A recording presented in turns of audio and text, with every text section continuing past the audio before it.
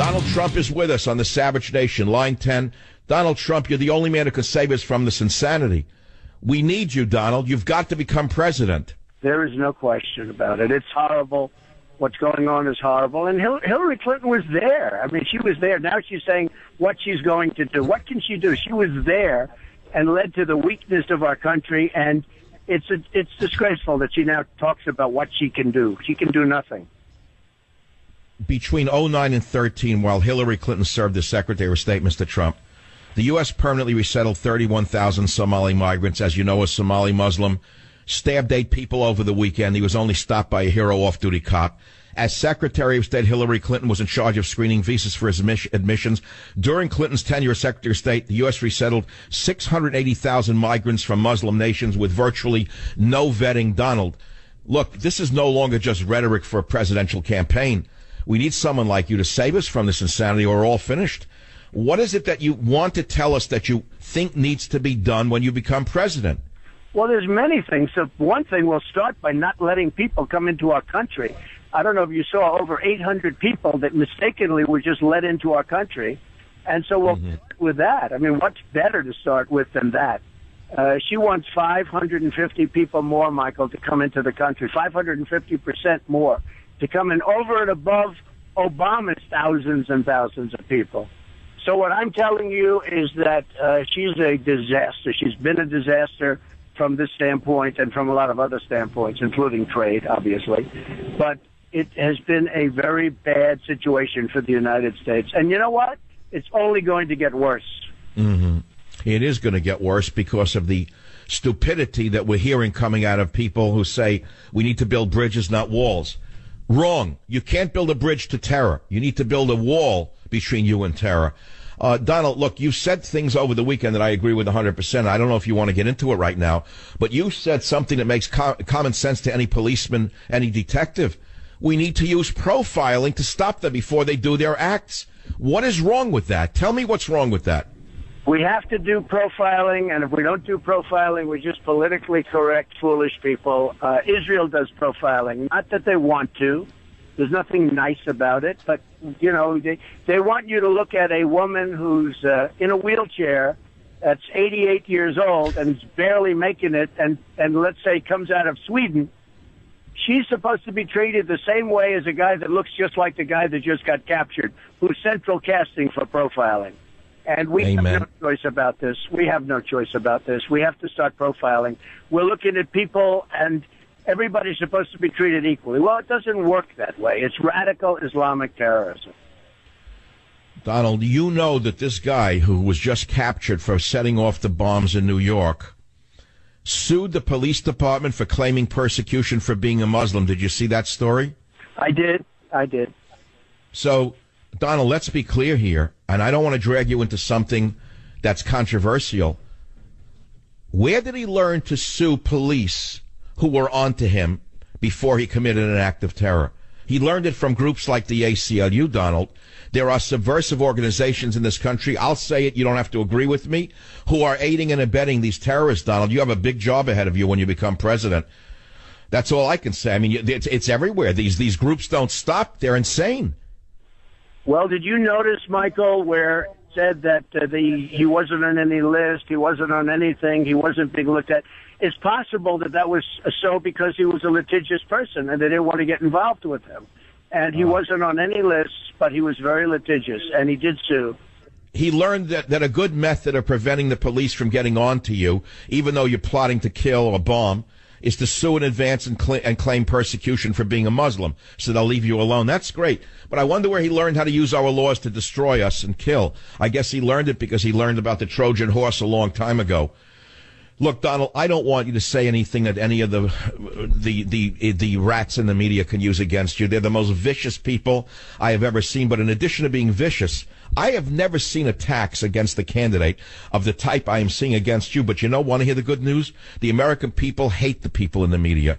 Their ratings are the lowest in history because they know they're liars, Donald. So all we can say is don't let them intimidate you. Not that I think you would be intimidated by the likes of those people, but they are trying to smear you simply for stating the obvious and the truth. Well, thank you, Michael, for that. And I'll tell you, they are horrible, horrible people, many of them. They're liars. and they're horrible people. The media is among the most dishonest group of people I've ever met. And I don't mean all of them, but I mean a lot of them. And it's unbelievable what they do, how they can take things that are perfect and just twist them around, like they took the word bomb out of Hillary's words yesterday. Yes, she said the word bomb for criticizing you for instinctively knowing it was a bomb. They had the nerve to attack you when she said the same thing, and they edited it out of her speech. Unbelievable. Okay, let's go to the debate if you got another 2 minutes for us on the Savage Nation. Mr. Trump, how in the world can you have a debate when you have these liberal moderators? How is that going to work? Well, the debate is rigged from that standpoint. They're gaming the system. They're making it so that Lester Holt is petrified to ask me a question that's a fair question. And I like Lester Holt. He's a good man. And so is Matt Lauer. Matt Lauer treated me very, very tough, but very fair.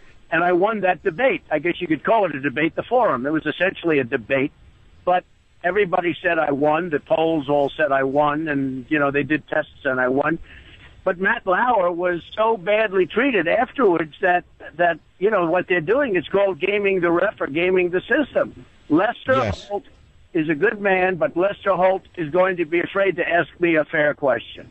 So how are you going to handle these biased questions like when did you stop beating your wife?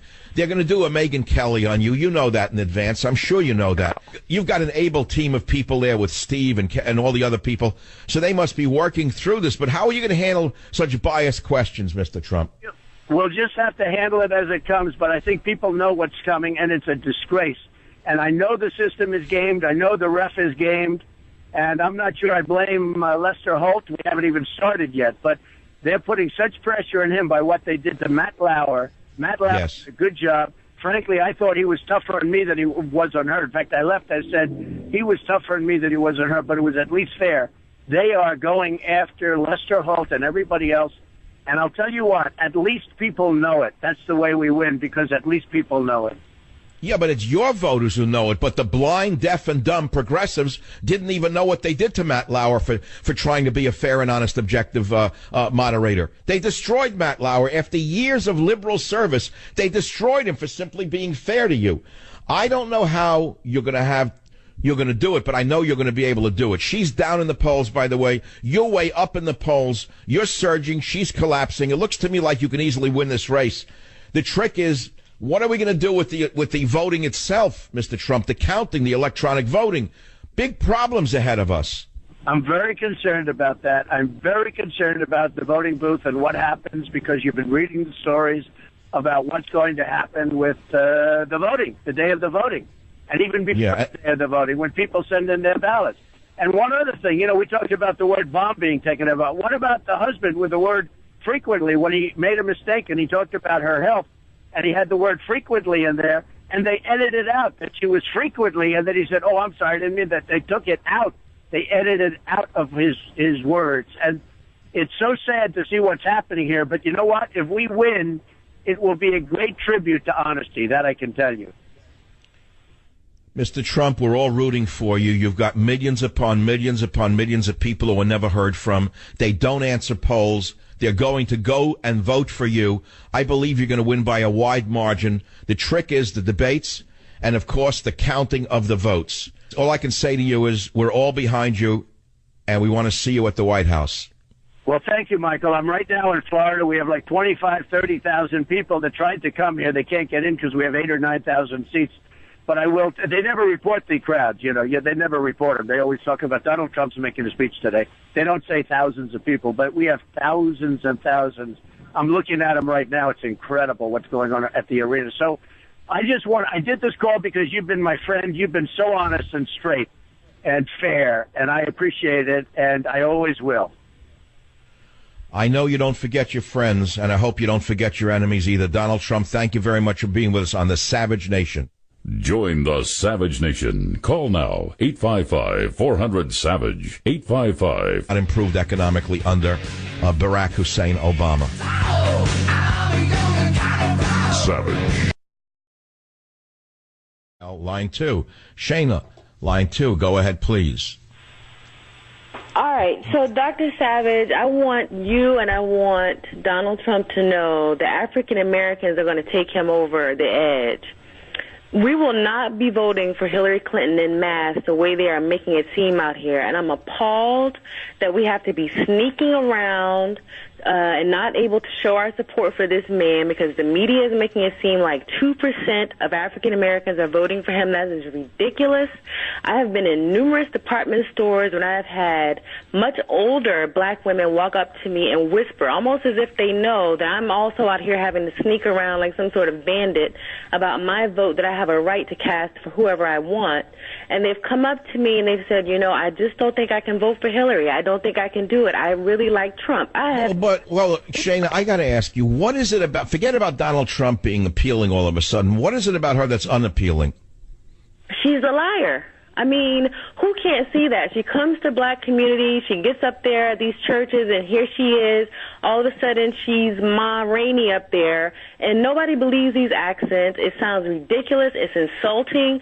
She has done nothing for African Americans all these years that she's been in the public scene. We're tired of the lies, we're tired of the deceit, and we're tired of the broken promises.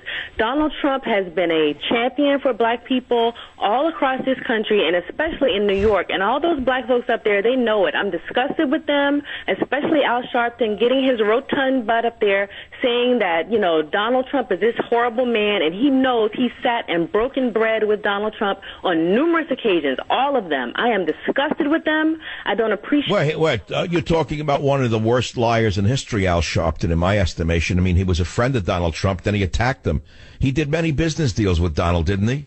He did. He absolutely did. I have even had my own mother hang up the phone in my face because she's so appalled that I have said I'm going to vote for Donald Trump. I'm a business owner, and I want somebody who knows business in the White House. I don't want somebody who's going to go in there and start sending dollars all across the globe to all of her pals and her cronies. That's not what I want. I want somebody who's going to be looking out. Shana, let's be honest. Do you work for Trump? Are you a member of the Trump organization in any way? What'd you say? Shana, do you work for the Trump organization somewhere in America? I do not, but I'll be honest with you, I would gladly work for him. I'm saying, but you're not saying this because you work for the Trump campaign. For the last 12 months ago, they would have gladly worked for Donald Trump. Now all of a sudden he's this horrible man. It's disgusting. But wait, I want to go back to what you said. The reason you see, as an African-American woman, some people in your community all of a sudden whispering they're going to vote for Trump, is it because he appeals to them or because she doesn't appeal to them? I think it's both. I think they always knew. Come on, let's be honest. Everybody knew Donald Trump is the American dream.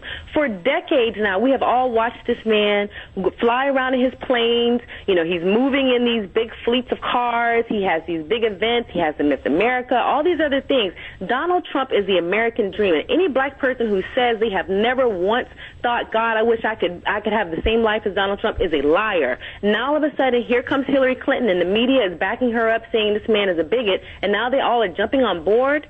I am appalled, and I will not be silenced anymore. I'm not going to do it. What percent, from your perspective, what percent of the African American community, which is like 98% Democrat, do you think is going to move over to Trump?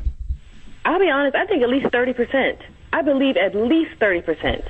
Some of them won't do it just because they're brainwashed. They won't be able to do it, But at least 30%, if not more, is going to go in that. Do you think that a lot of African American people are going to do it as a protest vote, meaning in quiet and silence, rather, because they don't want to be taken for granted by Obama and Hillary and the Dems? Some of it's that, but some of it I believe is they really think Trump can get the job done. Interesting. So it's not just protest or that she's a liar. They actually feel that he'd be a better president and actually there'd be some benefits for them. Well, that's a great call, Shana. I'm sending you scorched earth, restoring the country after Obama. I think you'll find a lot of fodder in there for your fence-sitting friends. This is the Savage Nation.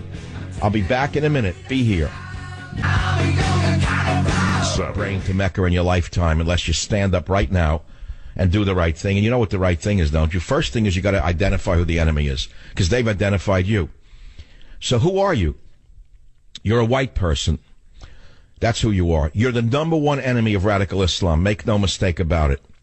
Not solely. They also go after their own kind who are not fanatical enough. But in Somalia, I'm sorry, I called Minneapolis Somalia. I made a mistake. It's known as Little Somalia because of the liberal idiots who live in Minneapolis. So the Somali goes on a knifing rampage over the weekend before New York, stabs 8 of them. 8 people in a mall with a butcher knife.